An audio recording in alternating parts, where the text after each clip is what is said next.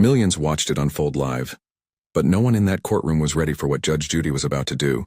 In the heart of downtown Los Angeles, inside Television City's Studio 2, the air was thick with tension. The gallery was packed shoulder to shoulder, every seat filled with spectators who thought they were just witnessing another small claims case. They had no idea they were about to see one of the most savage takedowns in courtroom television history.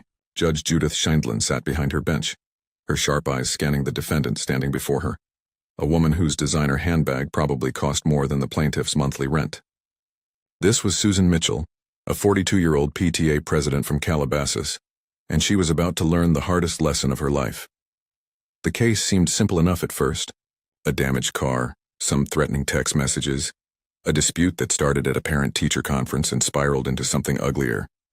But what made this different, what made this moment explode across every screen in America within hours, was what Susan said when Judge Judy started questioning her story.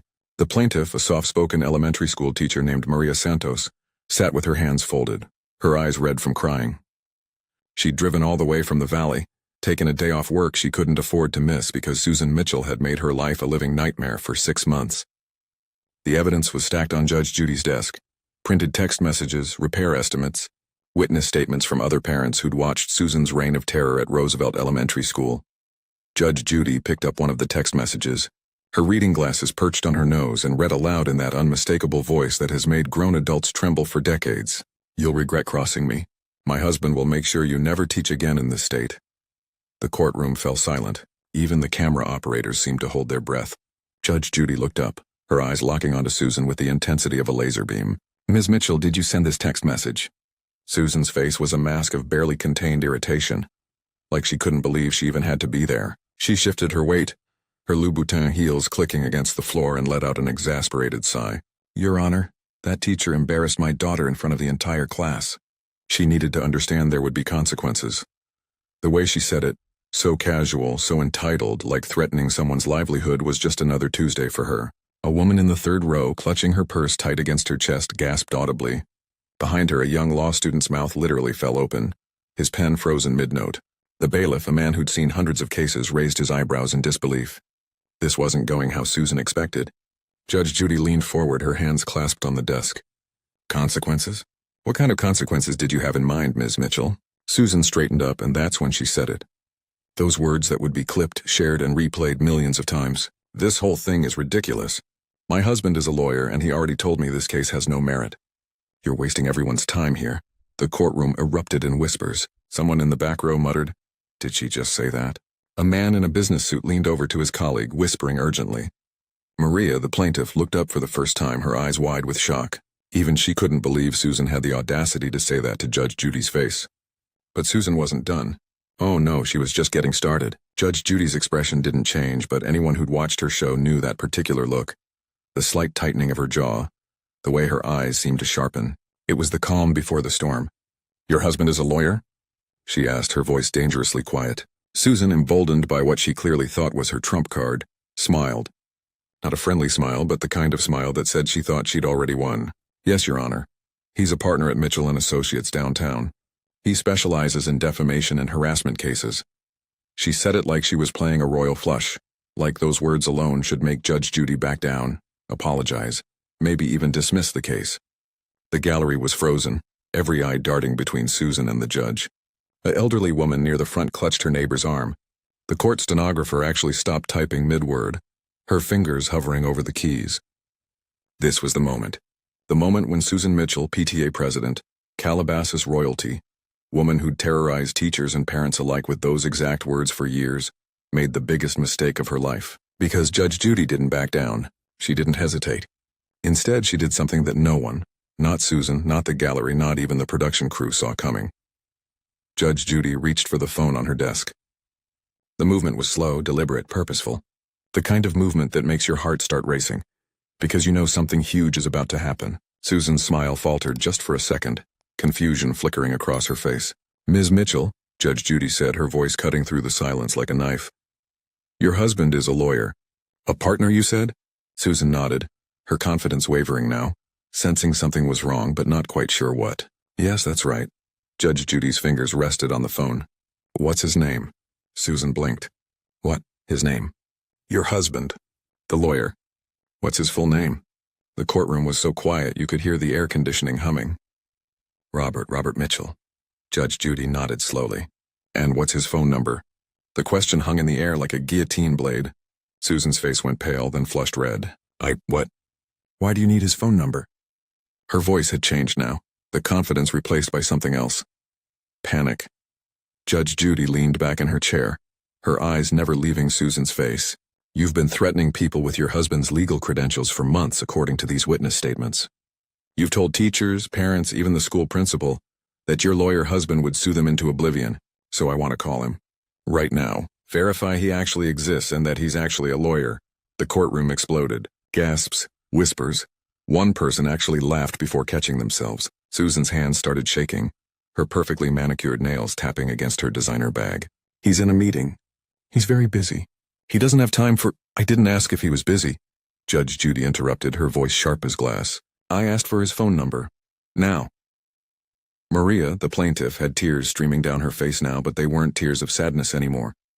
Her hand was over her mouth, her whole body trembling. A man in the second row pulled out his phone, trying to record this moment, before the bailiff gave him a look that made him put it away.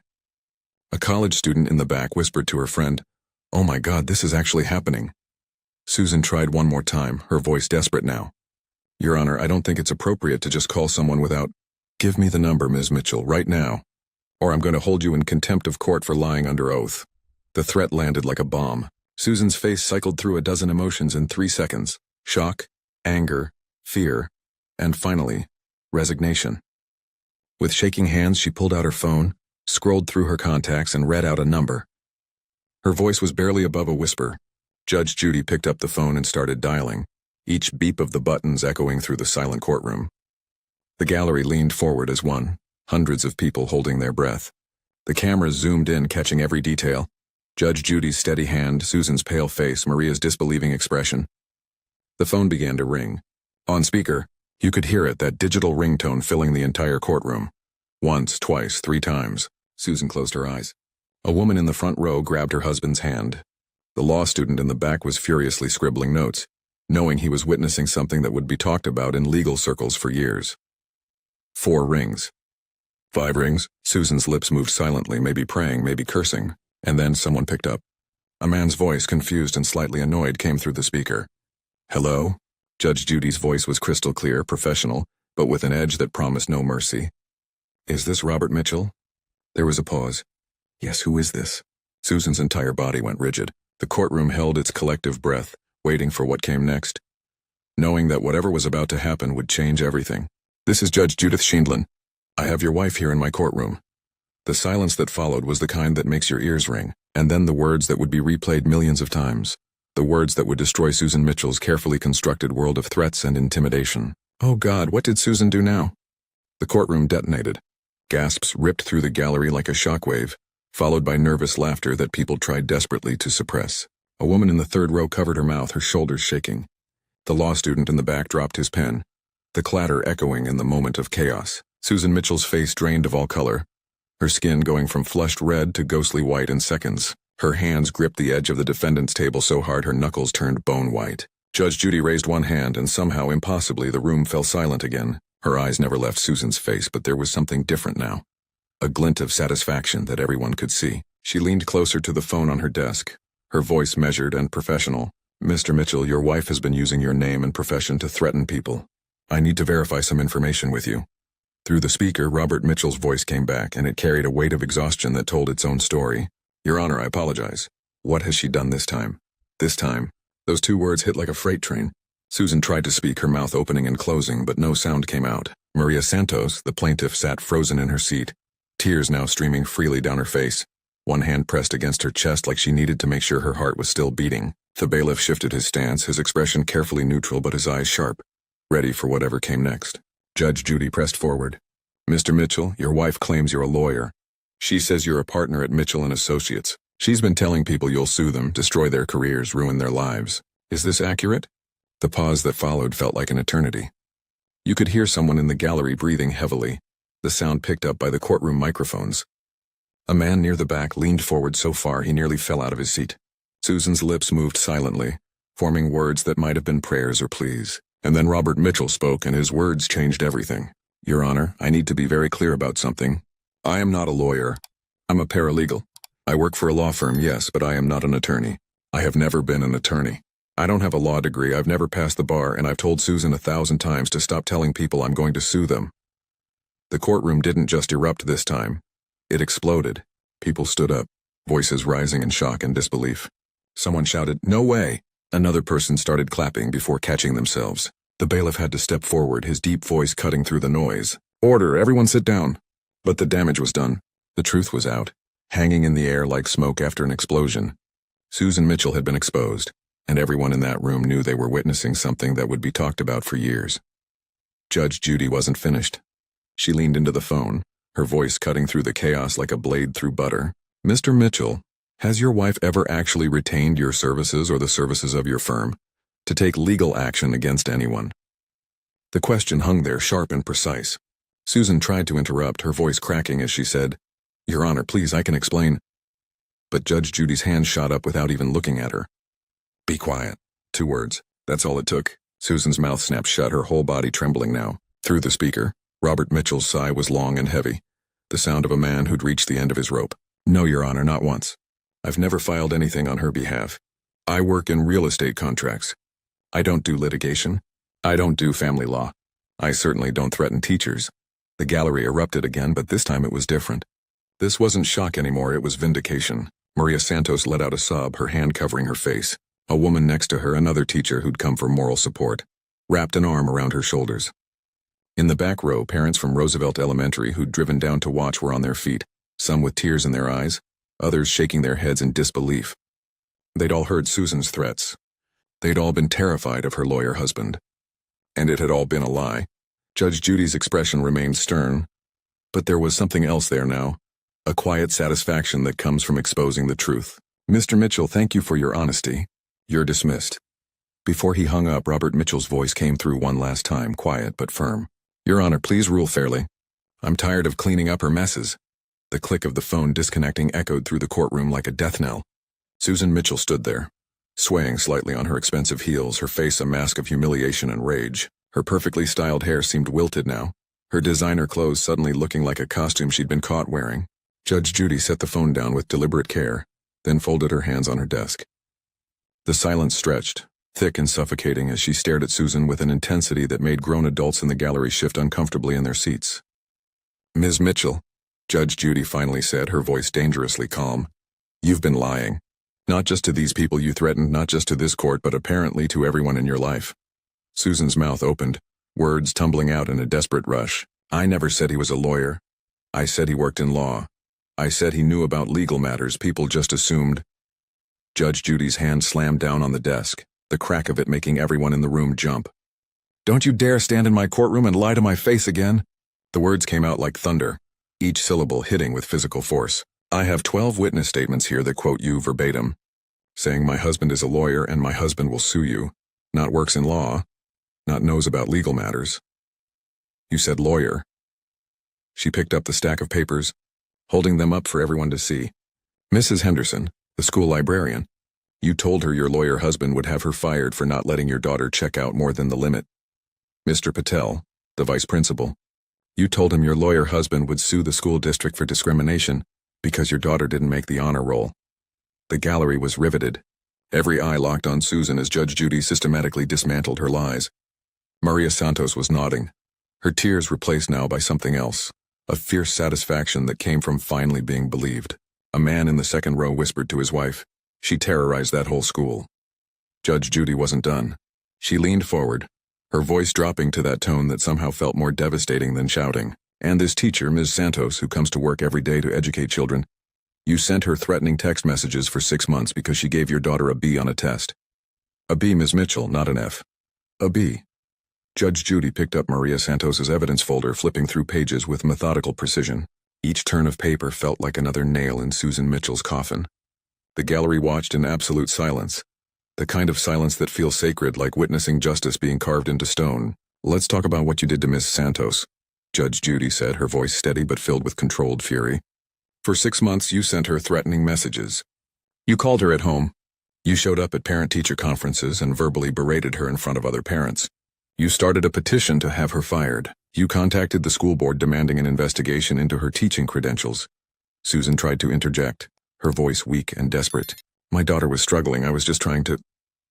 Judge Judy's eyes snapped up, silencing her instantly. Your daughter was struggling? According to her report card, which Ms. Santos provided, your daughter had a 92% average in her class. The only grade she received below an A was that one B, on a test where she didn't follow the instructions. The words landed like hammer blows. Ms. Santos didn't fail your daughter. Your daughter didn't fail, but you couldn't accept that your child wasn't perfect. So you decided to destroy an innocent woman's career and peace of mind. Maria was crying again, but quietly now, her hands clasped in her lap. An older woman in the gallery, a grandmother who'd taught school for 40 years, wiped her own eyes with a tissue. Judge Judy set the folder down and looked directly at Susan Mitchell. Here's what I see, Ms. Mitchell. I see a bully. I see someone who's been using intimidation tactics for so long that you actually believed your own lies. You thought if you said my husband's a lawyer enough times, people would be too scared to stand up to you. She paused, letting the words sink in. But here's the problem with being a bully. Eventually someone calls your bluff. The courtroom was so quiet you could hear the ventilation system humming. Judge Judy continued, her voice gaining strength. You damaged Ms. Santos's car. The repair estimate is $2,147. You're going to pay that. You caused her emotional distress that required therapy sessions. Her therapist's statement says she developed anxiety and couldn't sleep. That's another $1,500 in documented medical bills. You're paying that too. Susan's face crumbled, tears starting to flow. I don't have that kind of money right now, Your Honor. Judge Judy cut her off with a look that could freeze lava. You have a Gucci handbag that costs $3,000. You have Louboutin shoes that are probably $800. Don't tell me you don't have money. What you don't have is integrity. She leaned back in her chair, her judgment final and absolute. Total judgment for the plaintiff, $4347 plus court costs. Ms. Mitchell, let me tell you something about respect. Real respect isn't demanded through fear and threats. It's earned through how you treat people, especially people who can't fight back. You failed that test spectacularly. Judge Judy's gavel came down with a crack that seemed to shake the foundations of the courtroom. Case dismissed. Get out of my courtroom, Ms. Mitchell. Susan stood frozen for a moment, her face blotchy with tears, mascara running down her cheeks in dark streaks. She grabbed her expensive handbag with shaking hands and turned toward the exit. But the walk to those courtroom doors might as well have been a mile long. Every eye followed her, some filled with satisfaction, others with pity, but most with the quiet vindication of people who'd watched a bully finally face consequences. As she passed Maria Santos, she kept her eyes straight ahead, unable to even look at the woman whose life she'd tried to destroy. Maria sat there, tears streaming down her face, but she was smiling now, a trembling, disbelieving smile of someone who'd just won a battle they thought they'd already lost. The moment Susan pushed through the courtroom doors, the gallery erupted. People stood applauding, some cheering. The bailiff didn't even try to control it this time. This wasn't just about a small claims case anymore. This was about every person who'd ever been threatened by someone with more money, more connections, more audacity. This was justice, raw and real, and everyone in that room felt it in their bones. Outside the courtroom, news crews were already setting up. The producers knew they had something special, something that would explode across every platform. Within 2 hours of the episode airing, the clip was everywhere. Karen threatens Judge Judy with lawyer husband, instantly regrets it, hit 3 million views on YouTube before sunset. TikTok was flooded with reaction videos, people filming themselves watching the moment Robert Mitchell said, "I'm not a lawyer," their faces cycling through shock, laughter, and pure satisfaction.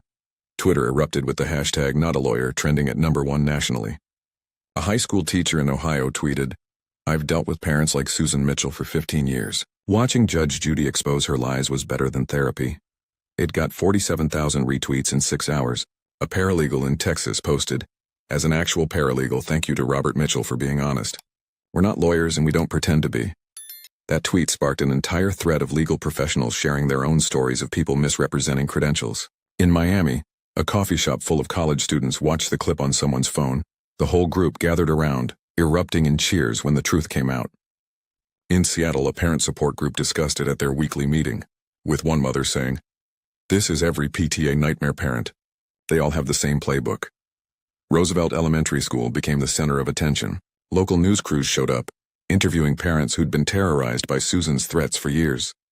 One father, standing outside the school gates, told reporters, "She told me my lawyer husband would sue over my son's participation in the science fair. My son didn't even want to participate, but she said if he didn't, There would be legal consequences. We were terrified. Another mother shared. She threatened 3 different teachers in 1 year. Everyone was afraid of her. This judgment doesn't just vindicate Maria Santos, it vindicates all of us.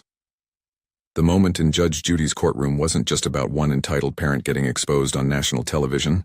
It was about something deeper, something that resonated with millions of people who watched that clip and saw themselves in Maria Santos's shoes. People who'd been threatened, intimidated, bullied by someone who wielded power they didn't actually have. Susan Mitchell had spent years building a fortress of lies, and it took one phone call, one moment of truth to bring the whole thing crashing down. That's the thing about lies. No matter how confident you are when you tell them, no matter how many times you repeat them, the truth is always waiting. And when it comes out, it doesn't whisper, it roars. Judge Judy didn't just rule on a case that day. She taught a lesson that echoed far beyond those courtroom walls. Real authority doesn't come from name-dropping or designer handbags or threatening people with lawyers who don't exist. It comes from integrity. It comes from standing behind your words with truth. It comes from treating people with genuine respect, especially people who have less power than you. Susan Mitchell thought she could borrow credibility from her husband's job, inflate it into something it wasn't, and use it as a weapon. But borrowed power is just another word for fraud. And fraud always has an expiration date. For every parent watching who'd ever been intimidated at a school meeting, for every teacher who'd been threatened by an entitled mom, for every person who'd been told my lawyer will destroy you by someone with nothing but hot air, this was vindication. This was proof that bullies can be beaten, not with louder threats but with simple truth.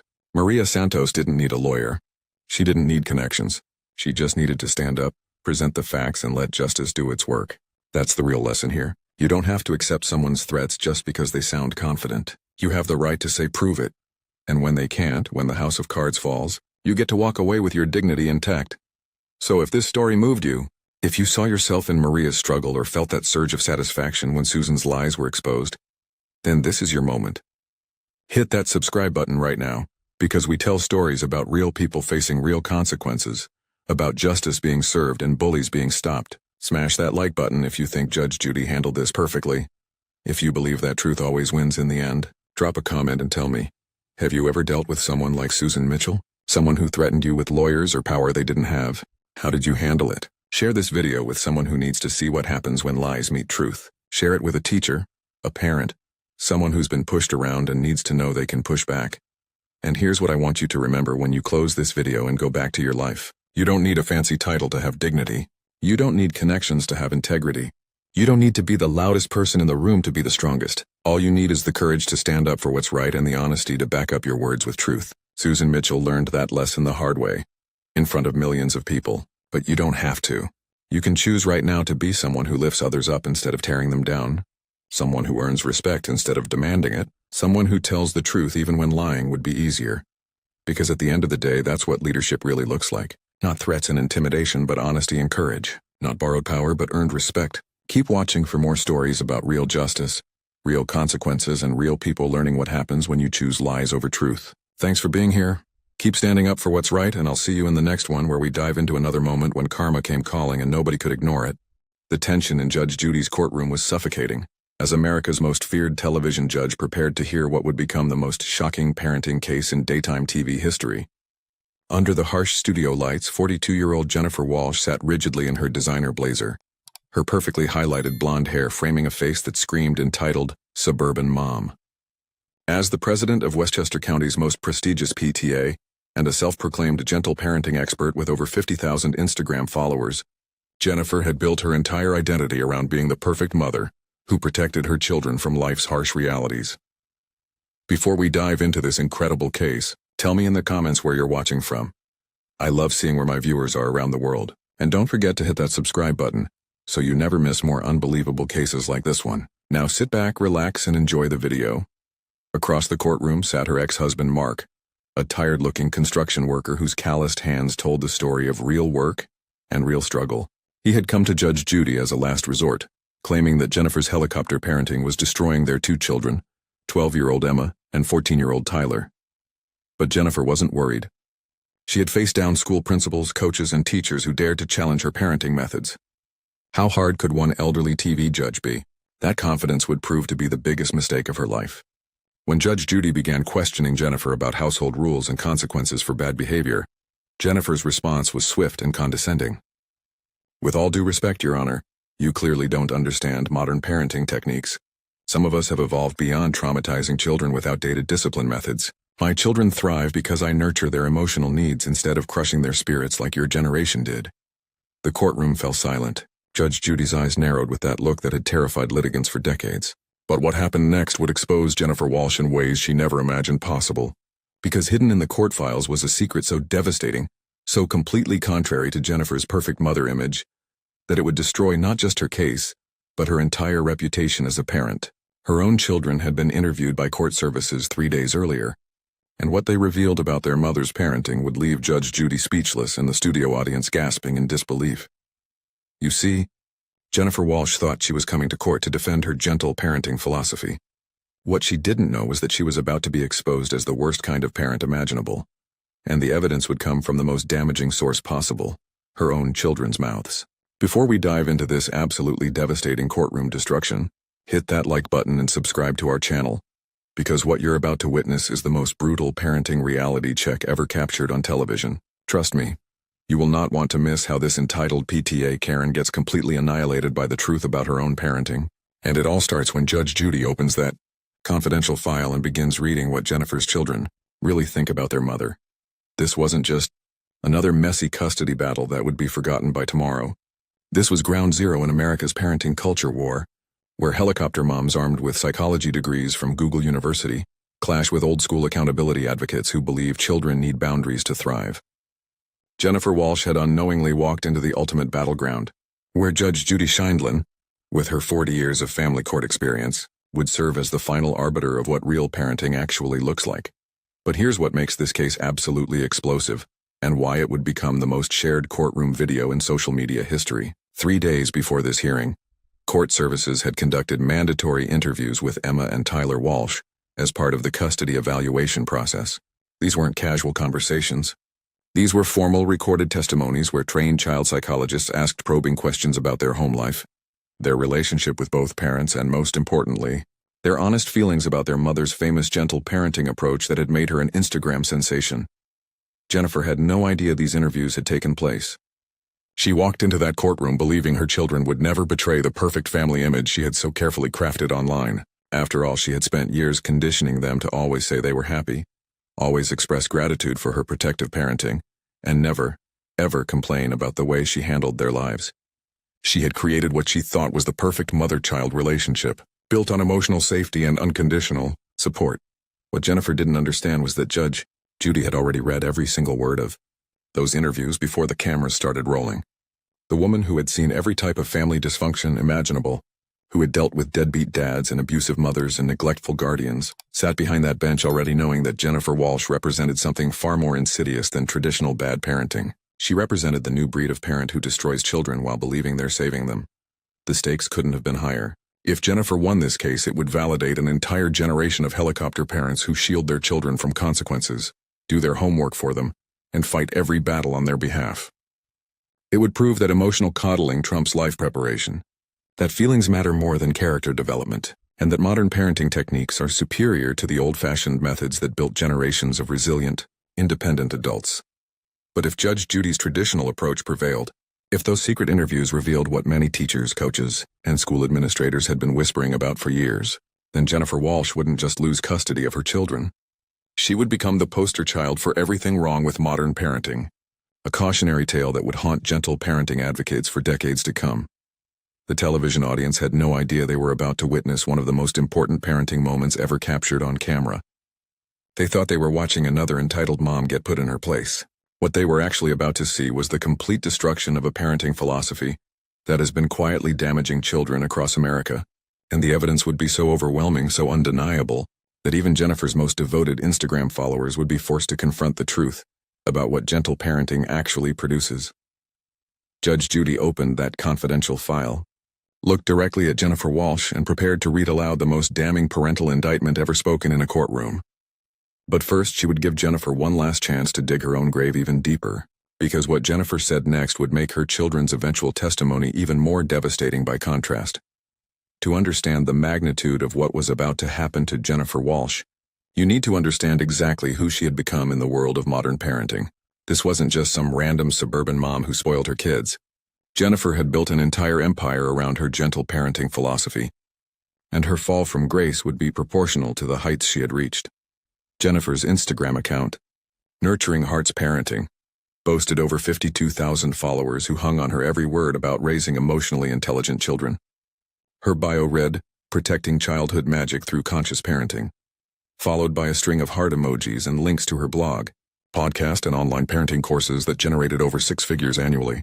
She posted daily content showing her picture-perfect life with Emma and Tyler, always smiling, always grateful, always expressing how much they loved their emotionally available mother. Her parenting philosophy was built on several core principles that she preached religiously to her devoted followers. First, children should never experience unnecessary stress or discomfort, because it could damage their developing psyches. Second, traditional discipline methods like timeouts, loss of privileges, or natural consequences were forms of emotional abuse that would require years of therapy to undo. Third, parents should be their children's advocates in every situation, fighting their battles and ensuring they never face failure or rejection alone. In practice, this meant Jennifer did Emma's science projects when they were too challenging, wrote Tyler's book reports when he procrastinated, and regularly stormed into school to confront teachers who dared give her children less than perfect grades. When Emma quit 3 different sports teams because she didn't like practicing, Jennifer celebrated it as her daughter learning to set healthy boundaries. When Tyler was caught cheating on a test, Jennifer blamed the teacher for creating too much academic pressure and demanded the incident be removed from his record. The Walsh household operated under Jennifer's carefully crafted system where children were never told no directly, but instead redirected with phrases like, that doesn't feel like a safe choice right now, or let's explore other options that honor your feelings. Chores were called family contributions and were optional based on the children's energy levels and emotional state. Bedtimes were flexible because forcing sleep was considered authoritarian. Screen time was unlimited because restricting it would teach children they couldn't trust their own internal regulation systems. Jennifer's online courses, priced at $297 each, taught thousands of parents how to implement her emotionally responsive parenting framework. She hosted monthly webinars where she answered questions from desperate parents whose children were struggling with behavior issues, academic problems, or social difficulties. Her solution was always the same: more understanding, more accommodation, more protection from the harsh realities of life. She had been featured in parenting magazines as an expert on raising resilient children, despite having no formal training in child psychology or education. Her blog posts with titles like Why Consequences Are Emotional, Violence, and How to Raise Children Who Never Need Therapy were shared thousands of times by parents looking for alternatives to traditional discipline methods, but perhaps most telling was Jennifer's relationship with conflict. Whenever anyone questioned her methods, whether it was Mark during their marriage, teachers at school, or even other parents, Jennifer's response was swift and brutal. She would launch social media campaigns against critics, write lengthy blog posts about how misunderstood gentle parents are, and rally her followers to defend her approach with religious fervor. Mark had tried for years to introduce basic structure and accountability into their household, only to be accused of being emotionally abusive and stuck in outdated patriarchal parenting models. When he suggested Emma should face consequences for repeatedly lying about her homework, Jennifer started a blog series about protecting children from harmful masculine energy. When he wanted Tyler to earn his video game privileges through completed chores, Jennifer created an entire online course about why reward systems damage children's intrinsic motivation. This was the empire Jennifer had built, the reputation she had cultivated, and the identity she had crafted for herself as America's leading gentle parenting expert. In less than an hour, Judge Judy would reduce it all to rubble, using the most devastating weapon imaginable: the truth about what her parenting had actually produced, spoken directly from her children's own mouths. The moment Judge Judy called the case to order, Jennifer Walsh made her first critical error. She looked directly into the camera with a confident smile, clearly believing this would be another opportunity to showcase her superior parenting methods to a national television audience. She had no idea she was about to become the cautionary tale that would end her career. Mark's opening statement was simple and heartbreaking. He explained how his children had become entitled, disrespectful, and completely unprepared for real life under Jennifer's care. Emma, now 12, had never completed a chore without being begged. Tyler, 14, had been caught lying to teachers, cheating on tests, and manipulating adults to avoid consequences. Both children expected everyone around them to accommodate their feelings, and had explosive meltdowns when life didn't go their way. But it was what Mark said next that should have warned Jennifer to tread carefully. "Your Honor, my kids are miserable. They're anxious, they're struggling in school. And they're starting to realize that their mom's way of raising them isn't preparing them for anything. They've told me they want structure, they want rules, and they want to learn how to handle disappointment like normal kids. Jennifer's response was pure arrogance wrapped in therapeutic language. She stood up without being asked, adjusted her blazer, and began what sounded like a rehearsed TED Talk. Your Honor, with all due respect, my ex-husband represents the old paradigm of authoritarian parenting that traumatized entire generations. What he calls structure is actually emotional suppression. What he calls consequences are really punishment-based control systems that teach children to fear authority, rather than think critically. Judge Judy's expression didn't change, but anyone who knew her could see the storm building behind her eyes. Jennifer continued digging her grave deeper. My children are thriving under a responsive parenting approach that honors their developmental needs and emotional intelligence. They're learning to self-regulate, to communicate their boundaries, and to trust their own inner wisdom rather than blindly obey arbitrary rules imposed by adults. The fatal blow came when Judge Judy asked a simple question. Ms. Walsh, do your children do chores? Jennifer's answer would be played on social media for months afterward. Your Honor, I don't believe in forcing children to perform labor that serves adult convenience. When Emma and Tyler feel called to contribute to our household, they do so authentically. Mandatory chores teach children that their value is tied to productivity, which is a toxic capitalist mindset that I refuse to perpetuate in my home. Judge Judy leaned forward, her voice deadly quiet. So your 12 and 14-year-old children have never been required to clean up after themselves, help with household tasks, or contribute to the family in any meaningful way? Jennifer smiled proudly. Exactly. They contribute through their emotional presence and by being their authentic selves. That's more valuable than any arbitrary task completion. That's when Judge Judy reached for the confidential file containing the children's interviews. Her next words would shatter Jennifer's world completely. Well, Ms. Walsh, I'm very interested to hear what your children have to say about this authentic contribution philosophy of yours, because I have their statements right here, and what they told court services about living in your house is absolutely fascinating. Jennifer's face went white as she realized for the first time that her children had been interviewed without her knowledge or coaching. What happened next will go down as the most brutal parenting reality check ever captured on television. Judge Judy opened that confidential file with the precision of a surgeon about to perform a life-saving operation. Except in this case, she was about to end Jennifer Walsh's career with her own children's words. The courtroom fell completely silent as America's most feared television judge prepared to read testimony that would destroy everything Jennifer had built. Ms. Walsh, Judge Judy began, her voice carrying that tone that had terrified litigants for decades. I'm going to read you exactly what your daughter Emma told our court psychologist when asked about her home life. Jennifer tried to maintain her confident smile, but anyone could see the panic starting to creep into her eyes. She still believed her children would never betray the perfect narrative she had trained them to present to the world. Judge Judy adjusted her glasses and began reading directly from the transcript. Emma Walsh, age 12, stated the following. I hate living with my mom because she never lets me learn anything. She does my homework for me even when I don't ask her to, and then I don't know how to do it when I get to school. All the other kids think I'm stupid because I can't do basic math that my mom always does for me at home. The courtroom gasped, but Judge Judy wasn't finished. Jennifer's face had gone completely white as she realized this was just the beginning. Emma also stated, my mom tells everyone that I'm happy, but I'm not happy. I'm scared all the time because I don't know how to do anything by myself. When I try to clean my room or make my own lunch, my mom takes over and does it for me. She says she's protecting me, but it makes me feel like a baby. Jennifer tried to interrupt, but Judge Judy held up her hand with the authority of someone who had controlled courtrooms for 4 decades. I'm not finished reading your daughter's statement, Ms. Walsh. Emma went on to say, I want to live with my dad because he teaches me things. When I mess up at his house, he helps me figure out how to fix it instead of just fixing it for me. My mom thinks that's mean, but it makes me feel proud when I can do things by myself. The devastation on Jennifer's face was complete, but Judge Judy was just getting started. She flipped to the next page with theatrical precision. Now let's hear what your 14-year-old son Tyler told our psychologist. Tyler Walsh stated, my mom has ruined my life and she doesn't even know it. She fights with all my teachers, she does my projects for me, and she never lets me face any consequences for anything. Now I'm in high school and I don't know how to study, how to manage my time, or how to handle it when things don't go my way. Jennifer was visibly shaking now, her perfect composure completely shattered as her son's words cut through every lie she had told herself about her parenting. Judge Judy continued with surgical precision. Tyler also said, all my friends think I'm weird because I can't do basic things like laundry or cooking or even ordering food for myself. My mom calls it protecting me, but really she's made me helpless. I feel like I'm 5 years old compared to other kids my age. But the most damaging revelation was still to come. Judge Judy's voice grew even more serious as she prepared to deliver the final blow, and here's the part that should concern you most. Ms. Walsh, both of your children interviewed separately, said the exact same thing when asked what they wanted most. She paused for dramatic effect, letting the tension build to an unbearable level. They both said they wished they had never been born to you as their mother, because you've made them so helpless and unprepared for life that they're terrified of growing up.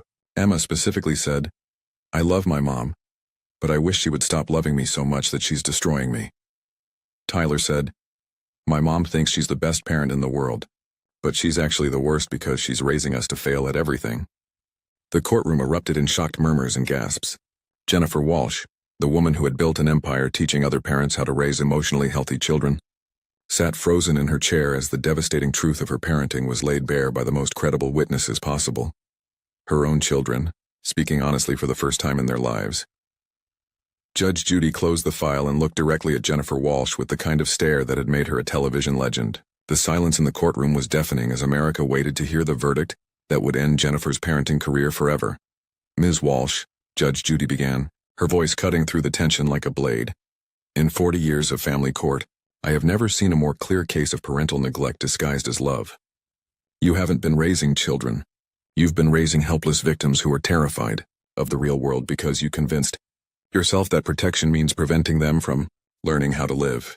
Jennifer tried one last desperate attempt to defend herself, stammering about emotional intelligence and modern parenting research, but Judge Judy cut her off with surgical precision. "You can take your gentle parenting philosophy and throw it in the garbage where it belongs. Your children just told me they wish they were never born to you. That's not gentle parenting, Ms. Walsh. That's child abuse with a psychology degree." The final verdict was swift and brutal. Custody goes to the father immediately. "Ms. Walsh, you will have supervised visits only, and you will complete a parenting course that teaches actual parenting skills before you're allowed unsupervised time with your children. Your children need to learn how to be functional human beings, and clearly, you're incapable of teaching them." Jennifer's empire crumbled in that moment, destroyed not by critics or trolls, but by the devastating honesty of her own children, who finally had permission to tell the truth. If you're shocked by how completely this parenting expert got destroyed by reality, smash that subscribe button because we've got more entitled parent failures that will blow your mind. The aftermath of Jennifer Walsh's courtroom destruction was swift, brutal, and absolutely devastating. Within hours of the episode airing, the hashtag #GentleParentingFail was trending worldwide, with the video clip of her children's testimony being shared over 2 million times in the first 24 hours alone.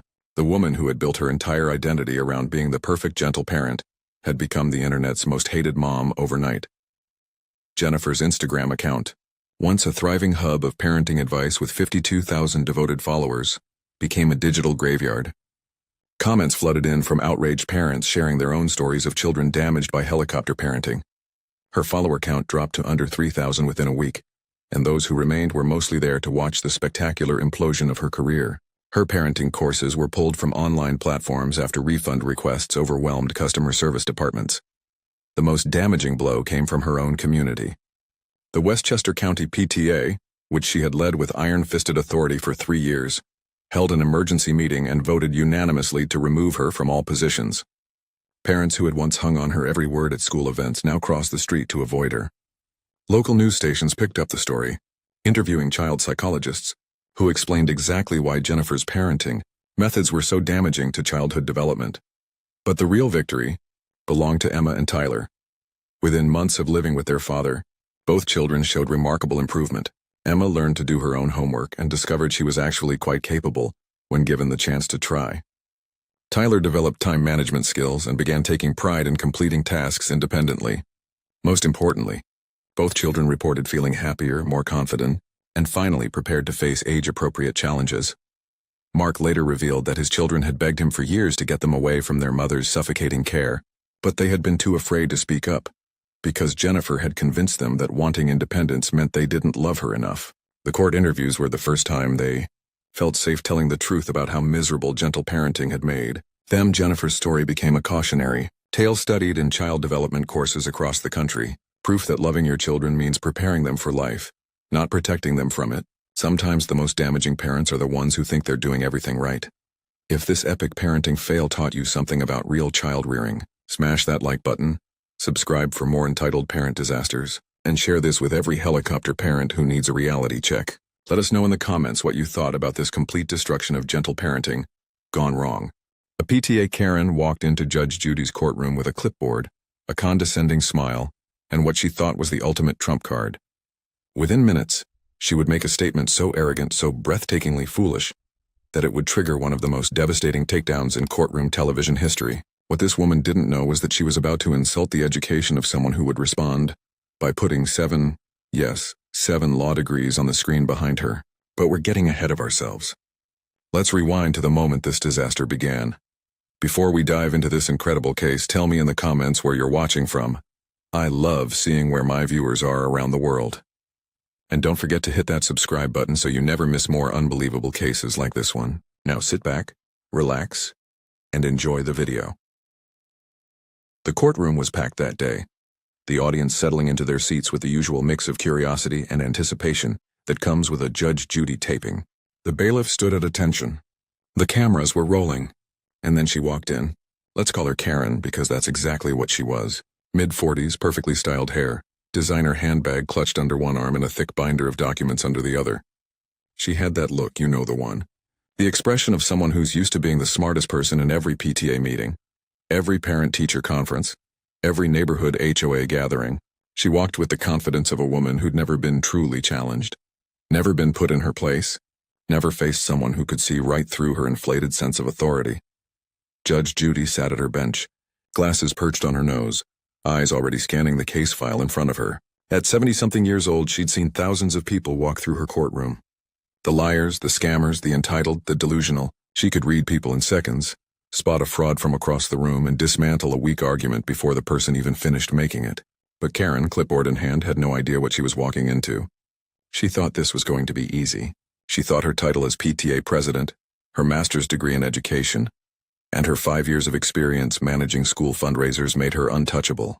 She thought she could talk her way through this the same way she'd talked her way through countless disputes with teachers, parents, and administrators.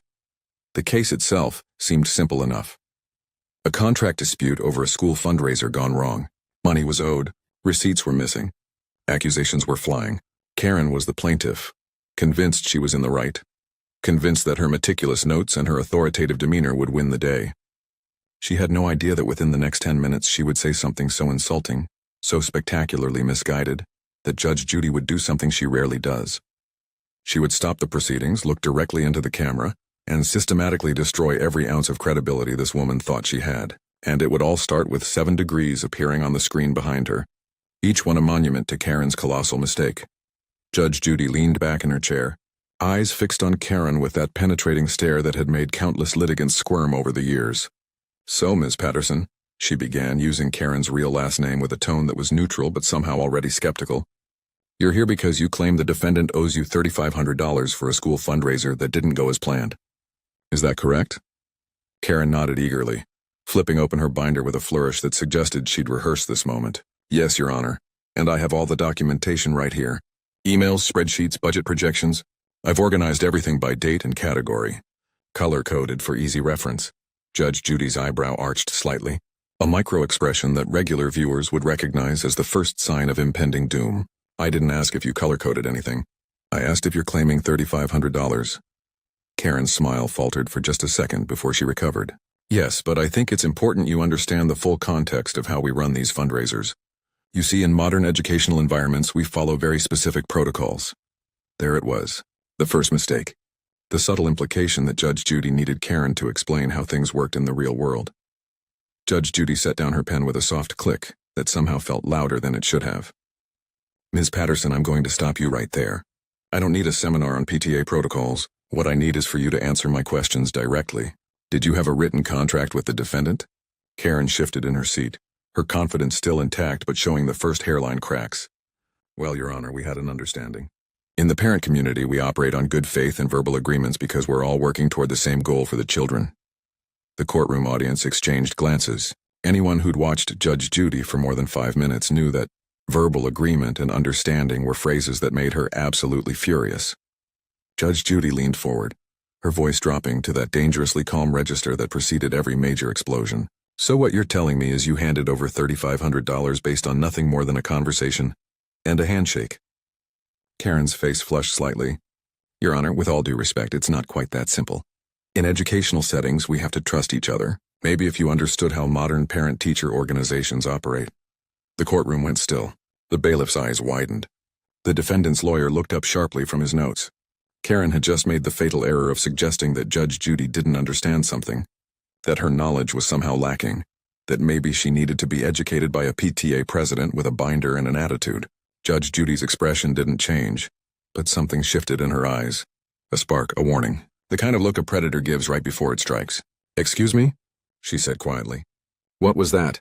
Karen, somehow completely oblivious to the danger she was in, actually doubled down. She leaned forward slightly, her voice taking on that patronizing tone that every teacher, every store manager, every customer service representative has heard from a woman who thinks her title gives her ultimate authority.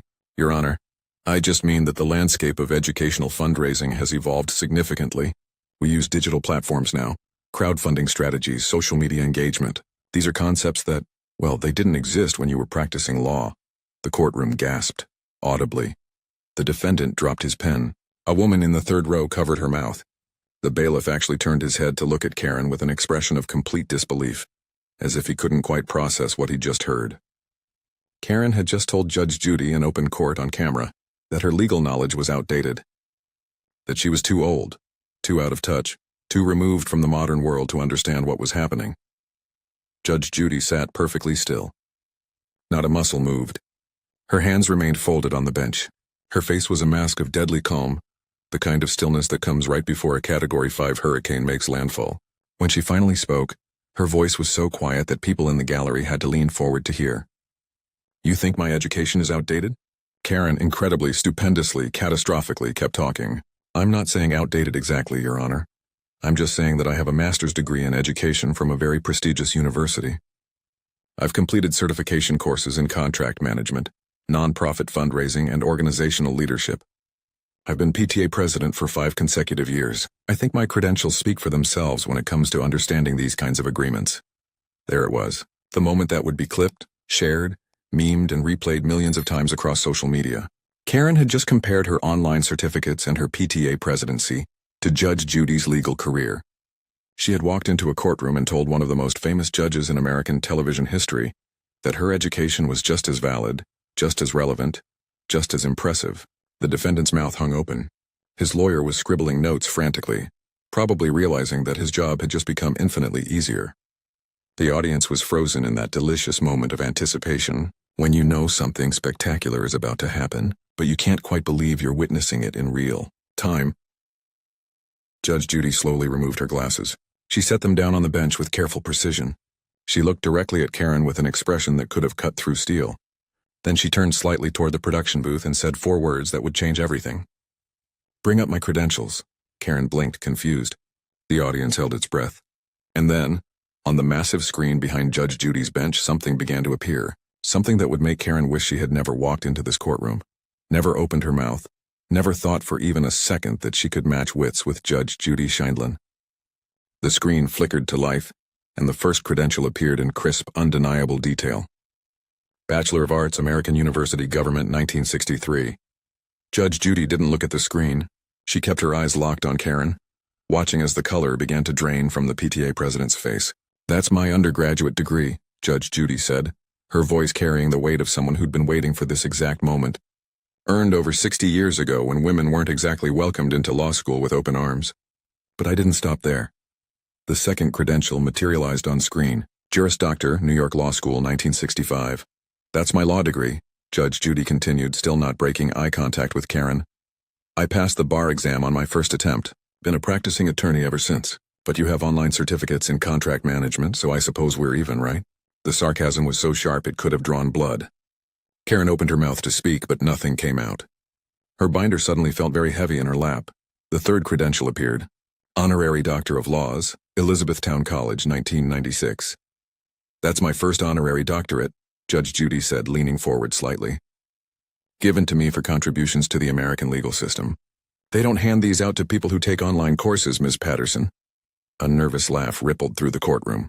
Karen's face was now approaching a shade of red that matched the color coding in her precious binder. Fourth credential. Honorary Doctor of Humane Letters, Pace University, 1998. Judge Judy gestured toward the screen without looking away from Karen. Another one.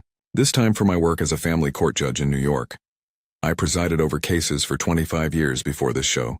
25 years of actual courtroom experience. How many years did you say you've been PTA president? Fifth credential. Honorary Doctorate of Laws, New York Law School, 2003. The audience was beginning to murmur now, not with confusion but with anticipation. They could see where this was going and they were absolutely here for it. Karen had shrunk in her chair, her clipboard now held against her chest like a shield that wasn't working. Sixth credential. Honorary Doctorate of Law, KUNY School of Law, 2011. Still counting? Judge Judy asked, her voice dripping with pointed courtesy. We're not done yet. Karen looked like she wanted to dissolve into the floor. The defendant was smiling now, not even trying to hide it. His lawyer had stopped taking notes and was simply enjoying the show. And then the seventh credential appeared. Honorary Doctor of Humane Letters, Seton Hall University, 2012. Judge Judy finally glanced at the screen, then back at Karen. 7, she said simply. 7 degrees. Multiple best-selling books. 20,000 cases presided over as a family court judge. 45 years in the legal profession. But please, tell me more about your master's degree in education and how my credentials are outdated. The courtroom erupted. The applause from the gallery was quickly silenced by Judge Judy's raised hand. But the damage to Karen's ego was already catastrophic and irreversible. Karen sat frozen, her face a mixture of humiliation and disbelief, clutching her color-coded binder like it might somehow save her from what was coming next. Judge Judy settled back into her chair, her 7 degrees still displayed prominently on the screen behind her, a constant reminder of Karen's spectacular miscalculation. Now that we've established whose education is more relevant in a courtroom, Judge Judy said, her voice returning to that business-like tone that signaled she was about to dismantle someone's entire case piece by piece. Let's talk about what you clearly don't understand about contract law. Karen tried to interject. Your Honor, if I could just explain the circumstances. Judge Judy cut her off with a single raised finger. You've done enough explaining. Now it's my turn. She pulled the case file closer, flipping through pages with practiced efficiency. You claim the defendant owes you $3,500 for a fundraiser that didn't meet your expectations. You've admitted under oath that you had no written contract, no signed agreement, nothing but what you called a verbal understanding. Is that correct? Karen nodded weakly. Yes, but in our community Judge Judy's voice sharpened. Ms. Patterson, in a court of law, verbal agreements are worth the paper they're not written on, especially when money changes hands. Did your prestigious master's degree and your 5 years of PTA experience teach you about the statute of frauds? Karen blinked. The what? Judge Judy leaned forward, and the courtroom could practically feel the temperature drop. The statute of frauds. It's a legal principle that's been around since 1677. That's 348 years of established law. It requires certain types of contracts to be in writing to be enforceable. Now, in most states, contracts involving services over $500 fall under this statute. You handed over $3,500 with no written agreement. No terms, no conditions, nothing.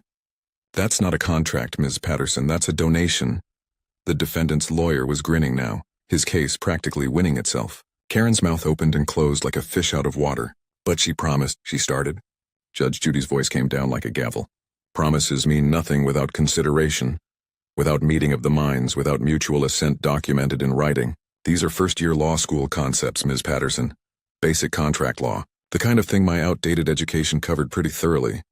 Karen tried a different approach, her voice desperate now. Your Honor, the PTA handbook clearly states that all fundraising agreements should be honored in good faith. Judge Judy actually laughed, a short, sharp sound that somehow conveyed both amusement and contempt. The PTA handbook? You think the PTA handbook supersedes 3 centuries of contract law? Do you think your little binder full of color-coded guidelines carries more weight than the Uniform Commercial Code? The courtroom was silent except for a few barely suppressed chuckles from the gallery. Judge Judy wasn't finished. She flipped to another page in the case file. Let's talk about your claim of damages. You say the fundraiser didn't meet its goal, and therefore the defendant should reimburse you.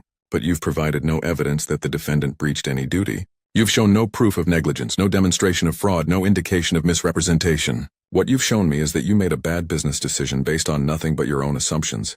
And now you want this court to bail you out. Karen's voice was barely a whisper now. I trusted her. Judge Judy leaned back, her expression a mixture of disappointment and satisfaction. And that was your mistake. Trust is lovely, Ms. Patterson. But in matters of money and matters of business, trust needs to be backed up by documentation. That's not an outdated concept. That's common sense. The kind of common sense that apparently wasn't included in your online certification courses.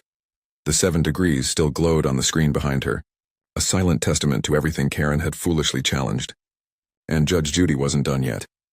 Judge Judy straightened the papers in front of her with methodical precision, the kind of deliberate movement that signaled a decision had been made, and nothing Karen could say would change it.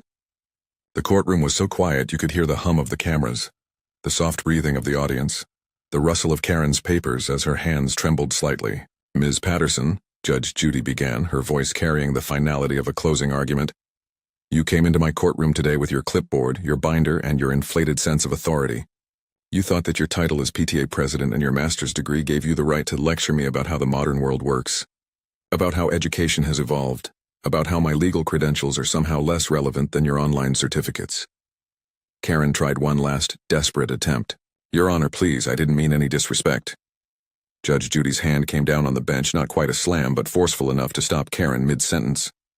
"You meant every word of it. You walked in here thinking you were the smartest person in the room. And you learned a very expensive lesson today. Let me make this crystal clear, so even your prestigious education can understand it. You have no case. You had no contract. You have no legal standing whatsoever."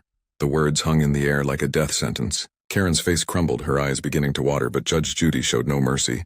Judgment for the defendant. "Case dismissed. You get nothing. Not $3,500. Not 35 cents, nothing." The gavel came down with a crack that echoed through the courtroom like thunder. The audience erupted in applause, not polite golf claps, but genuine, enthusiastic approval. The defendant threw his arms up in victory, his lawyer shaking his hand vigorously. Karen sat motionless, stunned into complete silence. But Judge Judy wasn't quite finished. As Karen began to gather her binder with shaking hands, Judge Judy leaned forward one more time. "And Ms. Patterson, let me give you one final piece of education that your master's degree apparently didn't cover.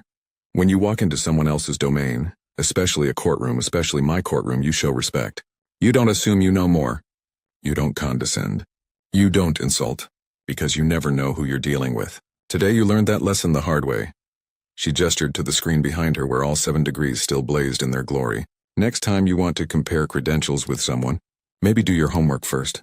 Before we see what happened after this courtroom devastation went viral, if you loved watching this reality check unfold, hit that subscribe button and drop a comment telling me your favorite Judge Judy moment. Trust me, the aftermath of this case will blow your mind. Now let's see how the internet reacted." Karen stood on trembling legs, her face the color of a tomato, and walked toward the courtroom exit. It was the longest walk of her life and everyone was watching. The moment Karen stepped out of that courtroom, her humiliation was just beginning. Within hours, the clip was everywhere. YouTube, TikTok, Instagram, Twitter, Facebook. Every corner of the internet had discovered the woman who dared to insult Judge Judy's education and paid the ultimate price. The video titles were merciless. PTA Karen gets destroyed by 7 law degrees. Judge Judy ends Karen's entire career in 10 minutes. Woman insults judge's education, instantly regrets it. The view counts climbed into the millions, then tens of millions. Comments flooded in from every direction and they were not kind. Imagine telling Judge Judy her education is outdated. One comment read with over 200,000 likes.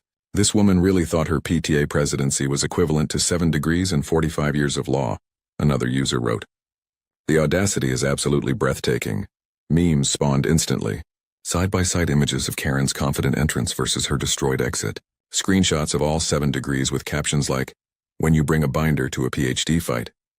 GIFs of Judge Judy's facial expressions became viral currency, shared millions of times across every platform. But the real-world consequences for Karen were even more severe. Within a week, she had quietly resigned from her position as PTA president. The parents at her school had seen the clip. The teachers had seen it. The principal had seen it. Suddenly, the woman who had ruled every meeting with an iron fist and in condescending tone was a laughingstock. Her authority, built on years of intimidation and manufactured superiority, had evaporated in a single courtroom appearance. People who had been afraid to challenge her before were now openly mocking her. The binder that she had carried so proudly became a symbol of her colossal arrogance and catastrophic failure. Local news outlets picked up the story. "Area PTA president becomes viral sensation after Judge Judy appearance," read one headline. The article detailed her failed lawsuit, her insulting comments, and her complete destruction at the hands of a television judge with 7 degrees and 0 patience for nonsense. Karen deleted her social media accounts. She stopped attending school functions. She became a ghost in her own community. A cautionary tale whispered about at coffee shops and parent meetups. Remember that woman who tried to out-educate Judge Judy? became a phrase that would follow her for years. Judge Judy, meanwhile, addressed the incident briefly in a later interview. "I've been doing this for decades," she said with that characteristic smirk. "People walk into my courtroom every single day thinking they're smarter than me, thinking their little bit of authority in their little corner of the world means something. They all learn the same lesson. Credentials matter, experience matters, and respect matters most of all." The interviewer asked if she felt bad about embarrassing Karen so publicly. Judge Judy's response was immediate. She embarrassed herself. I just gave her the platform to do it on. The lesson from this courtroom disaster is simple but powerful. Arrogance without substance is just noise. Confidence without competence is just illusion. And when you challenge someone's credentials, especially in their own domain, you better make absolutely sure you know who you're dealing with. Karen learned this lesson in the most public, most humiliating way possible. She walked into that courtroom thinking her master's degree and her PTA experience made her untouchable. She walked out knowing that 7 law degrees, 45 years of legal experience, and 20,000 cases beats a binder full of color-coded notes every single time. So here's my challenge to you. Before you leave, do 3 things. First, smash that like button if you enjoyed watching instant karma delivered by a judicial legend. Second, subscribe to this channel so you never miss another story of people who got exactly what they deserved. And third, drop a comment below telling me what Judge Judy moment is your all-time favorite. Was it this 7-degree destruction? Was it another case where she absolutely demolished someone's arrogance? I want to hear from you. Share this video with someone who needs a reminder that respect and humility go a lot further than a clipboard and an attitude. Thanks for watching, and remember, in the courtroom of life, bring credentials, not just confidence. I'll see you in the next video where karma continues to serve justice one viral moment at a time. A PTA Karen said, "You're not even listening." But what Judy did next didn't just shock the room. It left a wealthy, entitled parent completely speechless and became the stuff of legend across 3 school districts. This is the story of how one elementary school principal, armed with nothing but her mind and years of quiet preparation, dismantled a bully in under 2 minutes without raising her voice once. And trust me, what she pulled off is something you won't believe until you hear it. Before we dive into this incredible case, tell me in the comments where you're watching from. I love seeing where my viewers are around the world. And don't forget to hit that subscribe button so you never miss more unbelievable cases like this one. Now sit back, relax, and enjoy the video. Judy Martinez had been the principal of Maplewood Elementary for nearly 20 years. She wasn't flashy. She didn't make headlines or post motivational quotes on social media. She was the kind of leader who remembered the name of every single student who walked through her doors. The kind who knew which kids had peanut allergies, whose parents were going through divorces, and who needed an extra lunch packed quietly into their backpack. Her superpower wasn't charisma or political connections. It was something far more rare. She actually listened. Really listened. The kind of listening that made people feel seen, heard, and valued even when she was about to tell them no. But on this particular Tuesday evening in October, Judy's listening skills were about to be put to the ultimate test. The monthly PTA meeting was being held in the school cafeteria, a cramped space that smelled faintly of disinfectant and yesterday's chicken nuggets. Folding chairs were arranged in uneven rows, and about 30 parents had shown up, most of them clutching coffee cups and wearing the exhausted expressions of people who'd rather be anywhere else. Judy sat at a table up front, flanked by the PTA president, a tired woman named Susan, and the school secretary, Mrs. Chen, who was taking notes on a laptop that had seen better days. Then Karen Whitmore walked in. 10 minutes late, naturally. Karen was the kind of woman who turned heads, not because of her beauty, but because of the sheer force of her presence. She wore a designer blazer that probably cost more than most of the teachers' monthly paychecks. Her blonde hair was blown out to perfection, and her heels clicked sharply against the linoleum floor like a countdown to chaos. Karen had moved to the district 2 years ago when her husband, a corporate lawyer, took a position at a major firm downtown. She had money, connections, and the unshakable belief that rules were for other people. Karen didn't apologize for being late. She simply walked to the front row, dropped her Louis Vuitton bag onto an empty chair with a thud, and crossed her arms. Susan, the PTA president, was in the middle of discussing the upcoming fall festival when Karen interrupted. "Excuse me," she said, her voice cutting through the room like a knife. "I hate to interrupt, but I have something urgent to address." Susan blinked, thrown off. "We're actually in the middle of—" "This can't wait," Karen said, standing up. The room went silent. Parents exchanged glances. Judy, sitting at the front table, folded her hands and waited, and then Karen started talking. She launched into a monologue that would last nearly 5 full minutes, pacing slightly as she spoke, her voice rising and falling with indignation. She complained about her son's teacher, Mrs. Patterson. claiming the woman's teaching methods were outdated and ineffective. She cited an article she'd read in some parenting magazine about progressive education models and insisted that Maplewood was falling behind. She name-dropped the private school her son had attended in their previous city, comparing it favorably at every turn. She mentioned, casually but pointedly, the sizable donation her family had made to the school's new playground fund just last spring. She demanded, not requested, that her son Brendan be moved to a different fourth-grade classroom immediately, mid-semester, because she didn't feel he was being challenged enough. Other parents shifted uncomfortably in their seats. A few looked down at their phones. One dad in the back row whispered something to his wife, who elbowed him to be quiet.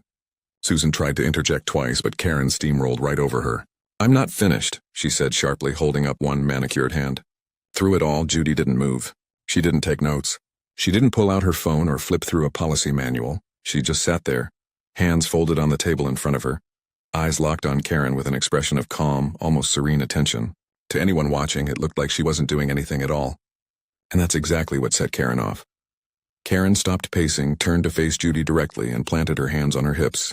Her voice dripped with frustration and contempt. "Are you even writing this down?" she demanded. "You haven't moved. You're not taking notes. You're just sitting there." She paused, her eyes narrowing. "You're not even listening to me, are you?" The room held its breath. Someone in the third row actually gasped. Susan looked like she wanted to crawl under the table. Mrs. Chen's fingers froze over her keyboard. Every eye in that cafeteria turned to Judy Martinez, waiting to see what she would do. Judy took a slow, deliberate breath. A small smile, barely perceptible, tugged at the corner of her mouth. She leaned forward slightly, her voice calm and steady, and said 5 words that would change everything. "Actually, Mrs. Whitmore, I heard every word." Karen scoffed, a harsh, disbelieving sound. "Oh, really?" she said, her tone mocking. "Then prove it." And that's when Judy did something that no one in that room, least of all Karen Whitmore, saw coming. Something so precise, so devastatingly thorough that parents would still be talking about it months later. But before we get to that, let me tell you why this moment mattered so much. If you're loving this story of someone standing up to entitlement with pure skill and preparation, hit that like button and subscribe to our channel. We bring you real stories of everyday heroes who refuse to back down, people who lead with intelligence instead of volume. Your support helps us share more powerful moments like this one. And trust me, you don't want to miss what happens next. Now, let's see how Judy handled this showdown. Because what she's about to do is nothing short of legendary. To understand why what happened next was so devastating, you need to know who Judy Martinez really was. She didn't come from money or privilege. She grew up in a cramped apartment in South Chicago, the daughter of Mexican immigrants who worked double shifts to keep food on the table. Her father cleaned office buildings at night. Her mother worked in a hospital laundry room, coming home every evening smelling of bleach and exhaustion. Judy learned early that nobody was going to hand her anything. If she wanted something, she had to work for it. And she had to be twice as good as everyone else to get half the credit. She put herself through college working as a waitress, sometimes pulling 20-hour days between classes and shifts. She'd study in the restaurant's back office during slow hours, textbooks propped against industrial-sized cans of tomato sauce. Her professors noticed something unusual about her. She never took notes during lectures, but she could recite back entire discussions word for word during exams. One professor asked her about it once. "I can't afford to miss anything," Judy had said simply. "So I remember everything." It wasn't photographic memory exactly. It was something she'd trained herself to do out of necessity. When you grow up poor, you learn that missing details can cost you opportunities, scholarships, jobs. So Judy taught herself to listen with every fiber of her being, to catch not just words but tone, emphasis, the spaces between sentences where the real meaning lived. She became a teacher first, working in underfunded schools where textbooks were outdated and class sizes were unmanageable. She remembered every student's name by the second day of school. She remembered their birthdays, their siblings' names, which ones came to school hungry, which ones showed up with bruises they tried to hide. Other teachers burned out and left. Judy stayed. She became assistant principal, then principal, and for 20 years she ran Maplewood Elementary with quiet competence. She wasn't the type to brag or seek recognition. She just did the work. But Karen Whitmore was a different breed entirely. Karen had never worked a day in her life, not really. She'd married well, married up, and she wore her husband's success like armor. She'd been a problem since the day she enrolled Brendan at Maplewood. First, it was the lunch menu. Too much processed food, she claimed, ignoring the fact that the school was working with a shoestring budget. Then it was the recess schedule. Too much unstructured play, not enough enrichment. She'd cycled through 3 different classroom volunteers because none of them met her standards. She'd gotten a teacher reprimanded for giving Brendan a B on a science project, insisting there must have been some mistake. Other parents were terrified of her. She had money, connections, and a lawyer husband who wasn't afraid to throw his weight around. She'd threatened to pull funding from the school at least twice before. Most people just gave her what she wanted because it was easier than fighting, but Judy had never been the type to choose easy over right. She knew Karen's type, had seen 100 versions of her over the years. People who mistook volume for authority, who thought their bank account gave them the right to rewrite the rules.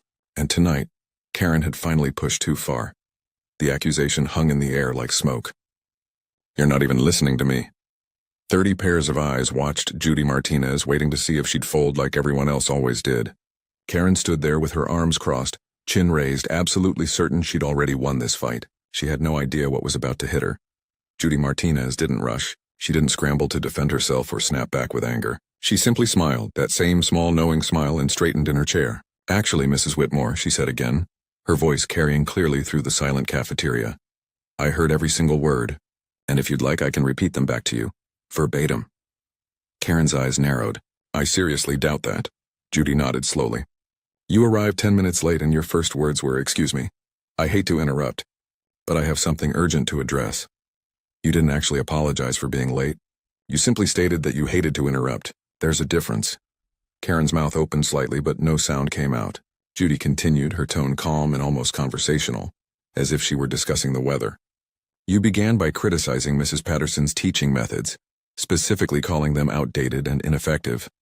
You referenced an article you read in Education Weekly magazine, the September issue, about progressive education models. You said, and I quote, 'Schools like Maplewood are falling behind while other districts are innovating.' You then compared our school to Brendan's previous institution, Riverside Academy, which you mentioned 3 separate times." The room was frozen. Mrs. Chen's hands hovered over her keyboard, motionless. Susan's coffee cup was halfway to her lips, forgotten. Parents in the back row were leaning forward, mouths open, watching this unfold like it was a championship boxing match. Karen's face had gone from confident to pale in a matter of seconds. Judy wasn't done. "You brought up the donation your family made to the playground fund last spring. You specified it was sizable, though you didn't mention the exact amount, which was $15,000. You said it 3 minutes and 20 seconds into your speech, right after comparing our music program unfavorably to Riverside's." Judy's eyes never left Karen's face. "You stated that Brendan wasn't being challenged enough. Your exact words were, 'My son is bored in that classroom and I refuse to let his potential be wasted.' You demanded that he be moved to Mrs. Chen's 4th grade class instead, because you'd heard from another parent that she assigns more advanced reading." Karen tried to interrupt. "I didn't mean," but Judy held up one finger, polite but firm, the universal gesture for "I'm not finished." "You also mentioned that you'd spoken to 3 other parents who shared your concerns, though you didn't name them. You said Mrs. Patterson had been teaching for 22 years and that sometimes experience becomes complacency. You suggested that perhaps she'd lost her passion for teaching, and you ended by saying, and again I quote, 'I've been patient, but my patience has limits and I expect this situation to be resolved immediately.'" The silence in that room was deafening. You could have heard a pin drop on the scuffed cafeteria floor. Karen's arms slowly uncrossed. Her confident posture crumbled. She looked around at the other parents, many of whom were staring at her now with expressions ranging from shock to barely concealed satisfaction. Someone in the back whispered, "Oh my God." Another parent actually started clapping before catching themselves. Judy leaned back in her chair, hands still folded calmly on the table. "So yes, Mrs. Whitmore, I was listening. I always listen. Now, would you like to hear my response to each of your concerns?" Karen Whitmore stood there, her designer blazer suddenly looking less like armor and more like a costume. Her mouth opened and closed twice before any words came out. I didn't mean," she trailed off, completely derailed. Judy's expression remained neutral, professional, even kind. "Let me address your concerns, Mrs. Whitmore. First, regarding Mrs. Patterson's teaching methods. She holds a master's degree in elementary education and has received district recognition for innovative curriculum development 3 times in the past 5 years. The article you referenced from Education Weekly actually supports the teaching model she uses, not contradicts it. I've read that issue." Parents were nodding now, some taking notes themselves. Karen's face flushed red. "As for moving Brendan mid-semester," Judy continued, "our policy requires educational justification, not parental preference. Brendan currently has an A- average in Mrs. Patterson's class. His reading assessments show he's performing above grade level. There's no academic reason for a move." Karen tried one more time. But he says he's bored. Children often confuse boredom with being appropriately challenged, Judy said gently. What you're describing sounds more like adjustment anxiety. I'd like to schedule a meeting with you, Brendan, and Mrs. Patterson to discuss strategies for engagement. Would Thursday at 3:30 work for you? Karen left that meeting without another word.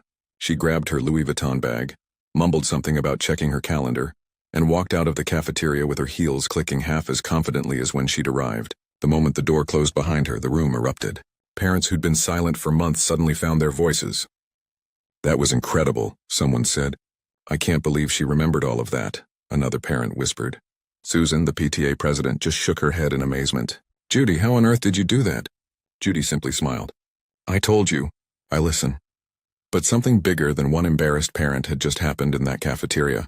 For 2 years, Karen Whitmore had dominated every PTA meeting, every school event, every conversation. Parents had learned to stay quiet because speaking up meant becoming her next target. Teachers walked on eggshells around her because she had money and connections and wasn't afraid to use them. The school had been held hostage by one woman's inability to hear the word no. And in less than 5 minutes, Judy had changed all of that. The next day, Judy's phone started ringing. First, it was Mrs. Patterson, the teacher Karen had attacked. Her voice was thick with emotion. Principal Martinez, I don't know what to say. I've been losing sleep over this situation. I thought maybe I was the problem. Judy cut her off gently. You're an excellent teacher, Maria. Don't let anyone make you doubt that. Your students love you and the data proves you're effective. That's what matters. Mrs. Patterson started crying. You defended me without me even being in the room. Thank you. Other teachers started stopping by Judy's office throughout the week, not just to thank her, but to tell her their own stories about difficult parents they'd been afraid to stand up to. Could you teach us how to do what you did? One young teacher asked. Judy thought about it. The following month, she organized a professional development workshop titled Active Listening as Leadership. 23 teachers attended. She explained her technique, the one she'd developed out of necessity growing up poor in Chicago. Listen with your full attention, not just to respond but to understand. Watch body language, notice tone. Remember details because details matter. When someone feels truly heard, even if you tell them no, they respect the answer. But the bigger shift happened with the parents. At the next PTA meeting, attendance nearly doubled. People weren't afraid to come anymore. A mother who'd never spoken up before raised her hand and shared a concern about playground safety. Another parent asked about tutoring resources for struggling students. Conversation flowed naturally, productively, and Karen Whitmore, sitting in the third row this time instead of the front, stayed quiet. She listened for once instead of demanding to be heard. Susan pulled Judy aside after the meeting. You changed something here. People feel safe to speak now. Judy glanced around the emptying cafeteria. That's how it should be. School isn't about who can shout the loudest. It's about what's best for the kids. But she knew the real work was just beginning.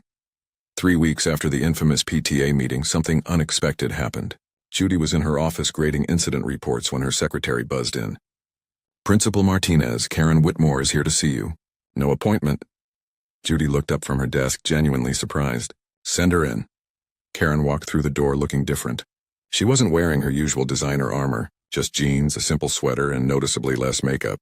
She sat down across from Judy without being invited, but this time there was no arrogance in the gesture. Just exhaustion. I owe you an apology, Karen said quietly. Judy set down her pen and waited. I've been impossible. I know that. The other parents probably celebrate when I'm not at meetings. She laughed, but it was hollow. My husband pointed out that I've been asked to leave 3 different volunteer positions in 2 years. 3. She looked down at her hands. I don't know how to not be in control. It terrifies me. Judy leaned forward slightly. Can I ask you something, Karen? What are you really afraid of? The question seemed to crack something open. Karen's eyes welled up. That I'm failing him. Brendan. That if I don't push, if I don't demand the best, he'll fall behind and it'll be my fault. Judy nodded slowly. I see that in a lot of parents. The fear underneath the pushing. But here's what I've learned in 20 years of doing this job. Kids don't need perfect schools or perfect teachers. They need consistency, safety, and adults who believe in them. Brendan has all of that. Mrs. Patterson adores him. His reading scores are excellent.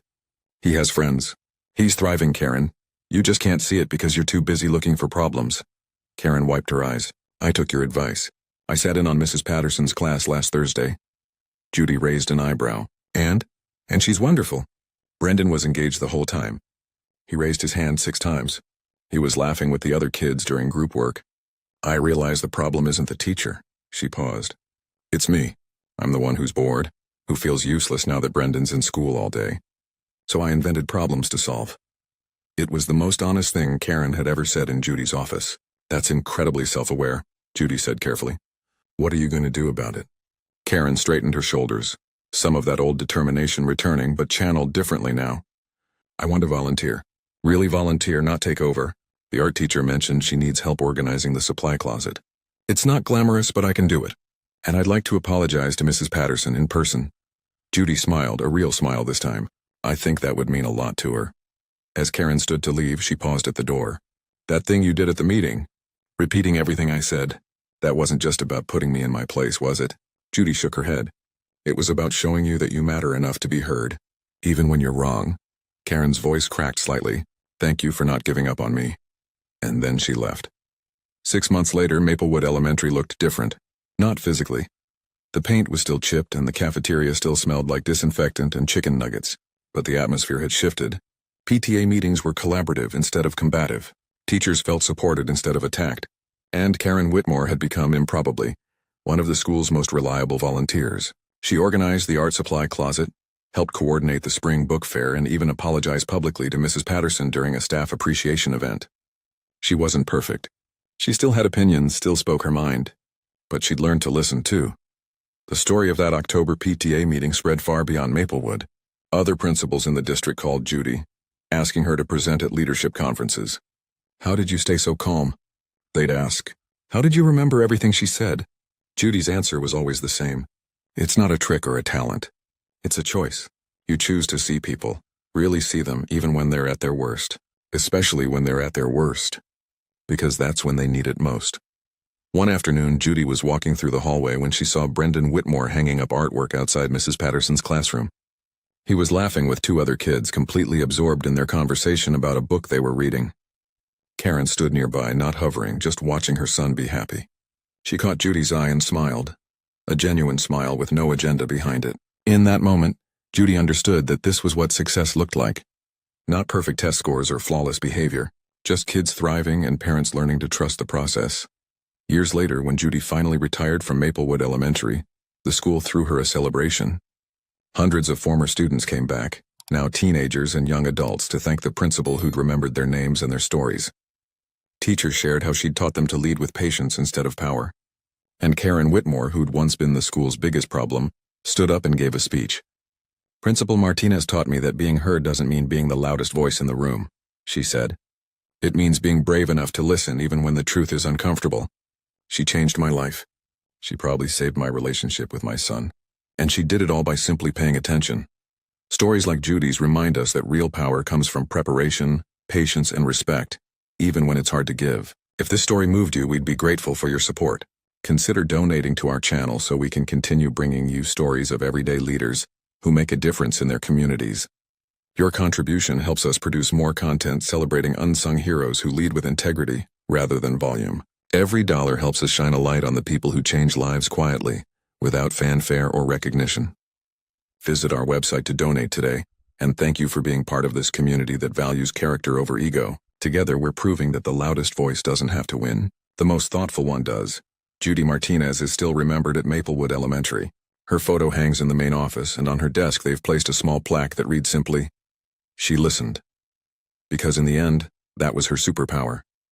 Not memory, not wit, not authority. Just the radical act of truly hearing people, seeing their humanity even in conflict, and responding with both strength and grace. And in a world that rewards volume over substance, that might be the most powerful skill of all.